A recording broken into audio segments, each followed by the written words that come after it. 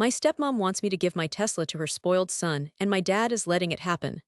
So I'm Ethan, 29, software engineer in Austin. Life was good until my dad remarried. Now it's like I'm not even family anymore. It's all about Carol and her precious Kevin. They treat me like a walking ATM, constantly hinting I should be helping them out because I make good money. Seriously, the entitlement is infuriating. They act like I owe them something. It's always some new expense, some emergency. And my dad just sits there and lets it happen. He's completely whipped.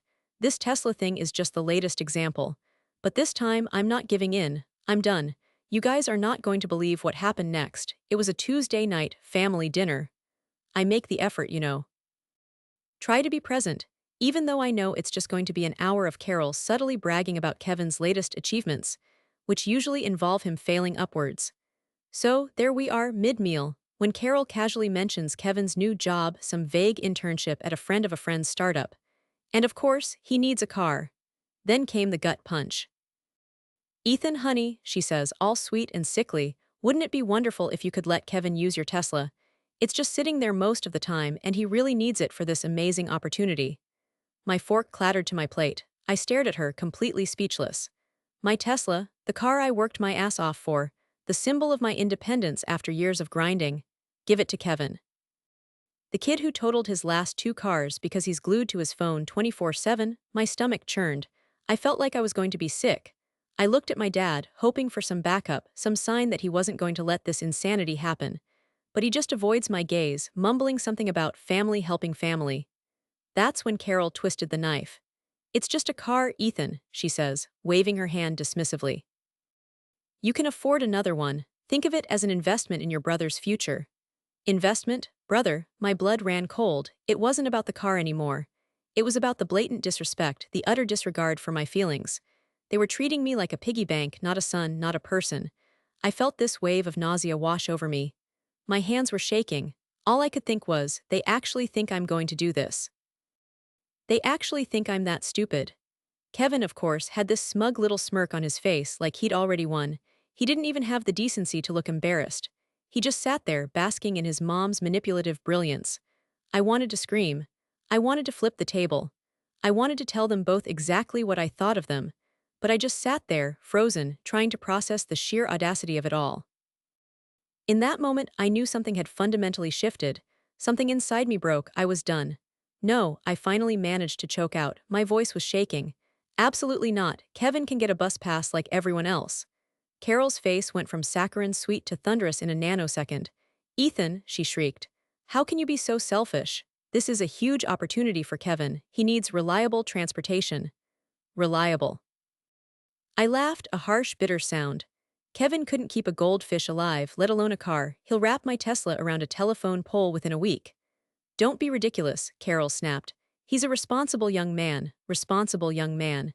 Did she seriously just say that? My hands were clenched so tight my knuckles were white. I could feel a vein throbbing in my forehead. My dad finally chimed in, his voice weak and placating. Ethan, maybe we can work something out. It's important for Kevin to make a good impression at his new job. Work something out, I repeated, my voice rising. You mean work something out where I get screwed over again, where I sacrifice everything for your precious stepson while you sit there and watch? Don't talk to your father like that, Carol screeched, her voice shrill. He's only trying to help. Help who? Kevin or herself? Because let's be real, this was all about Carol. She wanted her son to have a fancy car, and she didn't care who she had to step on to get it.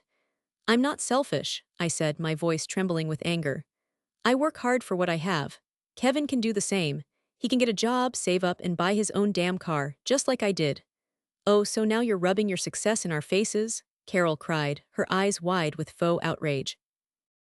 We're supposed to be a family, Ethan. Families support each other. Support? They were sucking me dry, bleeding me dry. This wasn't support, it was extortion. That's when it hit me. This wasn't normal. This wasn't just a family squabble. This was toxic. This was abusive. I looked from my dad's passive face to Carol's manipulative glare, and a wave of disgust washed over me. I stood up abruptly, pushing my chair back with a loud scrape. I'm done, I said, my voice low and steady. I'm not giving Kevin my car. I'm not giving you another cent. And frankly, I'm not sure I can even be around you people anymore. I turned and walked out, leaving them sitting there in stunned silence. As I drove away, my hands still shaking on the wheel of the Tesla they so desperately wanted, I felt a strange mix of anger, sadness, and relief. It was finally over. Or at least I hoped it was. A week later, and things have gone nuclear. I thought walking out of that dinner was my escape hatch. I was wrong. Carol has launched a full-blown smear campaign. She's roped in my aunts, uncles, even my grandmother, painting me as this ungrateful, selfish monster who refuses to help his poor, struggling brother. I'm getting bombarded with guilt-tripping texts and voicemails. My Aunt Susan left a message saying, "Ethan, I'm so disappointed in you. Family is everything. You need to apologize to your father and Carol." Apologize? For what? For refusing to be their personal ATM. Then came the grand finale. This morning, I woke up to find a screenshot posted in our family group chat. It was my LinkedIn profile with the caption, "Look at Mr. Big Shot software engineer who's too good to help his own family. Shame on you, Ethan. Shame on me. Are you kidding me? The public humiliation is next level." I'm getting messages from distant relatives I haven't spoken to in years, all echoing the same sentiment. How could you? I feel like I'm trapped in some twisted reality show. My stomach is in knots constantly. I can't sleep.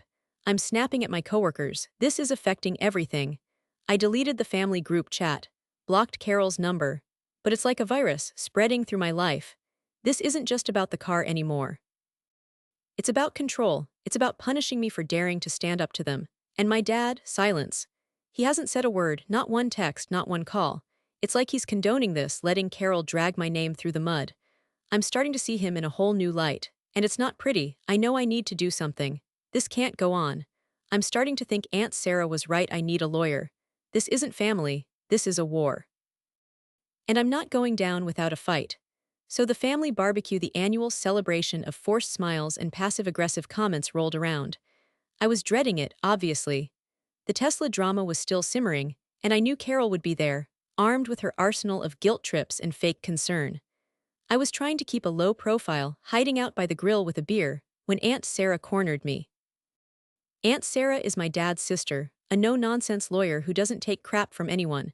She'd always been kind of a neutral party in the family drama, but I could tell something was up. "Ethan," she said, her voice low and serious. "What the hell is going on?" I hesitated. I'd been so isolated, so bombarded with Carol's narrative, that I almost felt ashamed to tell my side of the story. But something about Aunt Sarah's directness made me open up. It's Carol," I mumbled, staring at my beer. "She's been trying to get me to give Kevin my Tesla." Aunt Sarah raised an eyebrow. "Your Tesla? Why?" I took a deep breath and spilled it all. The dinner, the investment in Kevin's future line, the guilt trips, the smear campaign, everything. I even showed her the screenshot of my LinkedIn profile in the family group chat. As I talked, Aunt Sarah's expression went from curious to incredulous to downright furious. When I finished, she was silent for a moment, just staring at me with this look of, I don't know, disbelief, anger, pity. It was a mix of everything. "Ethan," she finally said, her voice quiet but firm, "this is not normal. This is not how families are supposed to behave." Hearing those words from someone outside the chaos, someone I respected, it was like a dam broke inside me. Tears welled up in my eyes. I hadn't realized how much I needed to hear that. "I know," I choked out, "but everyone's taking her side. They think I'm being selfish. I'm starting to think I am selfish." Aunt Sarah shook her head. "No, you are not selfish. What Carol is doing is textbook financial manipulation. She's creating a false sense of obligation and using guilt to pressure you into giving up your assets. It's disgusting." Textbook financial manipulation. That phrase hit me like a ton of bricks. Suddenly, it all clicked into place. This wasn't about family. This wasn't about Kevin needing a car. This was about Carol's greed and her need for control. "She's also isolating you," Aunt Sarah continued, "turning the rest of the family against you so you have no one to turn to. Classic abuser tactic." Abuser, another word that resonated deeply. I'd never thought of it in those terms, but it was true. Carol was systematically breaking me down, making me question my own sanity. "Ethan," Aunt Sarah said, putting her hand on my arm, "you need to set boundaries. Firm boundaries. You don't owe them anything. You worked hard for what you have, and you have every right to protect it. Family doesn't mean letting yourself be exploited." That was it, the turning point. Aunt Sarah's words were like a lifeline. For the first time since this whole nightmare began, I felt a flicker of hope. I wasn't crazy. I wasn't selfish. I was being manipulated, and I wasn't going to let it happen anymore. What do I do? I asked, my voice still shaky. First, Aunt Sarah said, stop engaging. Don't respond to the texts, the calls, the emails, nothing. Second, document everything. Save the screenshots, the voicemails, everything. And third, she paused, her eyes narrowing, consider talking to a lawyer. This has gone way too far. A lawyer. It felt extreme, but was it? Maybe it was time to stop playing nice and start fighting back. I looked at Aunt Sarah and I knew she was right. This wasn't a family squabble anymore. This was a war, and I was finally ready to fight. So I thought the LinkedIn profile screenshot was the peak of crazy. I was so wrong.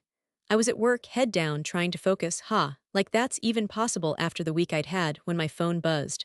It was a call from Carol. I almost didn't answer, but some morbid curiosity got the better of me. Ethan, honey, she started, her voice dripping with fake concern. We have a family emergency. My stomach dropped. Here we go again. What kind of emergency? I asked, bracing myself. It's Kevin, she said, her voice trembling. He got accepted into this amazing coding boot camp. It's a huge opportunity, but it's very expensive. I knew where this was going. I could feel the bile rising in my throat. And, well, she continued, we were wondering if you could help us out. Just a loan, of course. You're doing so well and you wouldn't even miss the money, really. Loan for Kevin's coding boot camp. After everything they'd put me through. After the public humiliation, the smear campaign, the constant guilt trips, I saw red. This wasn't about family. This wasn't about an emergency. This was about pure, unadulterated entitlement. A loan. I repeated, my voice dangerously calm. You want a loan, after you tried to steal my car, after you slandered me to the entire family. Ethan, please, she pleaded, don't be like this. This is Kevin's future we're talking about. Future? What about him? Why future? My mental health, my sanity, they were bleeding me dry and they didn't even care. Something snapped inside me. It was like a switch flipped. All the guilt, all the self-doubt, all the fear, it just vanished. I was done being their victim. No, I roared into the phone. Absolutely not. I am not giving you a single penny. You are not entitled to my money. You are not entitled to anything from me. Do you understand? Carol gasped. Ethan, how can you be so cruel? We're family. Family? I laughed, a harsh, bitter sound. You don't know the meaning of the word. You use it as a weapon, a shield to justify your greed and manipulation. Well, I'm not falling for it anymore. But Kevin, she stammered. Kevin can get a job, I interrupted, my voice cold and hard. He can take out loans. He can figure it out like everyone else. He is not my responsibility. I hung up before she could respond. My hand was shaking so hard I could barely hold the phone. My heart was pounding in my chest. But for the first time in a long time, I felt free, empowered, like I had finally taken back control. I sat there for a moment, just breathing, letting the wave of anger and adrenaline subside. Then I opened my email and started typing. It was time to tell the whole family the truth. It was time to burn it all down. Okay, Reddit, buckle up. This is where things get strategic. I knew I couldn't just waltz into a confrontation with Carol and my dad without a plan. She's a master manipulator, and my dad is, well, a pushover. I needed to be prepared. First, I started documenting everything. Every guilt-tripping voicemail, every passive-aggressive text, every screenshot of the smear campaign on the family group chat. I saved it all. This wasn't just for my sanity, it was evidence. If this went legal, and Aunt Sarah heavily hinted it might, I needed proof. I even started recording phone calls with Carol just in case. CYA, people, CYA. Next, I reached out to Aunt Sarah. She's a lawyer, remember? Having her in my corner was huge. She helped me understand my legal rights and advised me on how to approach the confrontation. She also validated my feelings, which, after weeks of gaslighting, was incredibly important. Having that outside perspective, that reassurance that I wasn't crazy, was a game changer. Then I started drafting the email. This wasn't just a rant. This was a carefully crafted statement of facts. I laid out Carol's behavior, citing specific examples of her manipulation and the financial and emotional toll it had taken on me. I made it clear that I was cutting contact, not just with her, but with Kevin too. And I called out my dad for enabling her behavior. It was brutal, honest, and honestly terrifying to write. But it felt so damn good to finally put it all out there. I also knew I needed emotional support. Talking to a therapist helped immensely. It gave me a safe space to process the anger, the hurt, the betrayal. It also helped me develop coping mechanisms for dealing with the inevitable fallout. Therapy is not weakness, REDDIT. It's a superpower. Finally, I started thinking about the actual confrontation. I decided to call a family meeting at my dad's house, knowing Carol would be there. This wasn't about ambushing them. It was about having a clear, controlled environment where I could say my piece without being interrupted or manipulated. I rehearsed what I was going to say, over and over, until I knew it by heart. I needed to be calm, direct, and unwavering. No yelling, no pleading, no getting sucked into their drama, just the facts. So yeah, I was scared. This was my family after all, but I was also determined. I knew I deserved better. I knew I had to stand up for myself, even if it meant alienating some people I loved. I was ready. Bring it on. The air in my dad's living room was thick with tension. It was like one of those nature documentaries right before a lion takes down a gazelle. My dad sat on the couch, looking pale and uncomfortable. Carol perched beside him, radiating a smug confidence that made my stomach churn. Kevin was conspicuously absent, probably hiding in his room, playing video games, and oblivious to the impending nuclear explosion. I stood there, holding a printout of the email I'd sent earlier that day.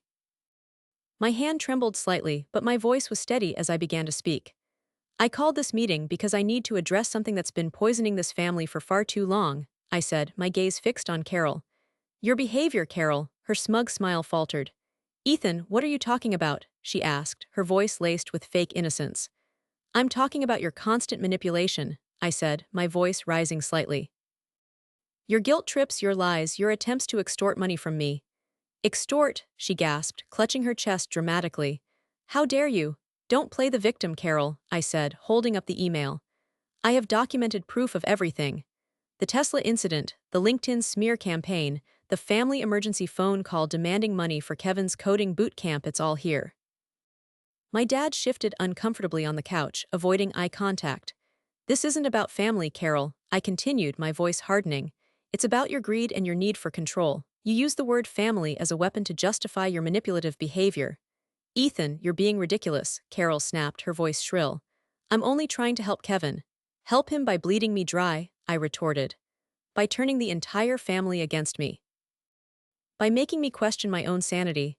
I could see the panic flicker in her eyes. The mask of sweet innocence was slipping.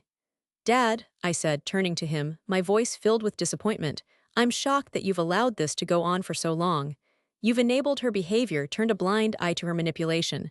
Where's the father who used to stand up for me, who used to protect me? That hit him. Hard. I saw his shoulders slump, his face crumple. He finally looked at me, his eyes filled with shame and regret. Ethan, he stammered, unable to meet my gaze. I'm done, I said, my voice shaking slightly. I'm done being your scapegoat, Carol. I'm done being your ATM. And Dad, I paused, taking a deep breath, I'm done being disappointed in you. I laid the email on the coffee table. I'm cutting contact, both of you. I need to protect myself from this toxicity. I deserve better. I deserve a family that loves and respects me, not one that uses and abuses me. Carol's face was a mask of shock and disbelief.